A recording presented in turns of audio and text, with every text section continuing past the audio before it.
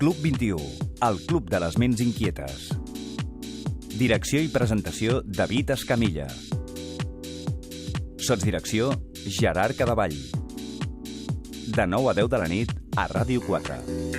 El Club 21 és un club de gent que no para de treballar, de produir, de pensar, de crear valor afegit, de crear innovació, creativitat, però tot això no es pot fer si no has descansat bé, no es pot fer si no estàs realment a punt per afrontar una nova jornada laboral.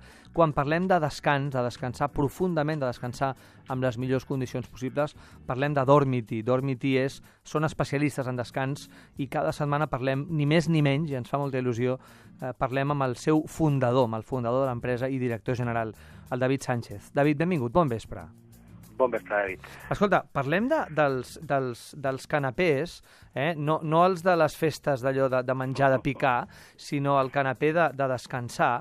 Sobretot parlem de la utilitat d'un canapé i també, si em permets, de com es fa un canapé, no? Sí. Com està fet és molt important, perquè tens que tenir en compte que nosaltres dormirem a sobre, i si no està ben fet, els mobles que no estan ben fets, tots sabeu que fan sorolls, nics, llocs.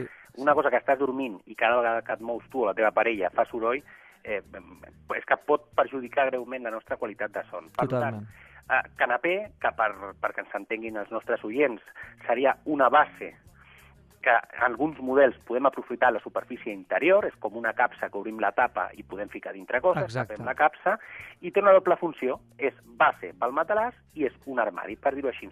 Sempre, sisplau, invertir una miqueta en qualitat, perquè qualitat normalment ens aportarà que no tindrà sorolls en el futur. Clar. Escolta, hi ha dos tipus, no, David, essencialment de canapés? Hi ha dos grans categories.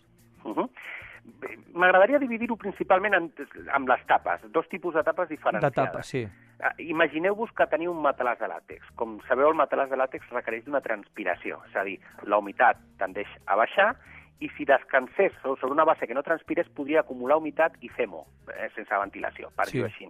Per tant, hi ha alguns que la seva base té que ser o somier de làmines o que tingui forats perquè transpiri, i en d'altres, si tenim el nostre matalàs de molles o viscoelàstic, en el qual el factor de transpiració no és tan important, pot ser completament rígid. Ho dividim principalment així.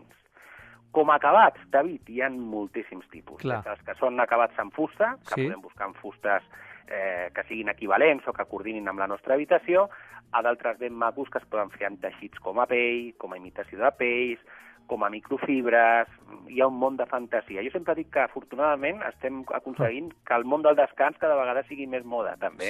Sí, és important també, no? Perquè no és només funcionalitat pura i dura, no? Home, David, jo sempre dic una cosa. Tu imagina't que tens que fer dos ous fregits amb patates, no?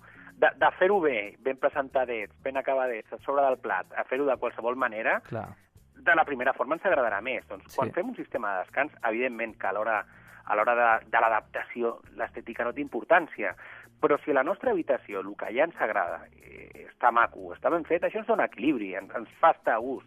Per tant, sempre que fem quelcom i adquirir un moble o un canapé en aquest cas, o un matalàs, és part d'una cosa que fem, si ens agrada estèticament és un factor que ens reconfortarà. Jo sempre recomano que les coses tenen que ser agradables a la vista. Escolta, hi ha 3 aspectes importants, no?, d'un canapé. El sistema d'obertura sigui senzill, que sigui resistent, que sigui silenciós. Són temes importants aquests, no és qualsevol cosa, no? Sí. Recordeu que parlàvem d'una tapa que s'obre, imagineu-vos, com a 45 graus, i aquesta tapa, a part del propi pes que té, també té un matràs a sobre, que també té molt de pes. Imagineu-vos que ho tinguéssim que fer a pols, seria impossible, oi que sí?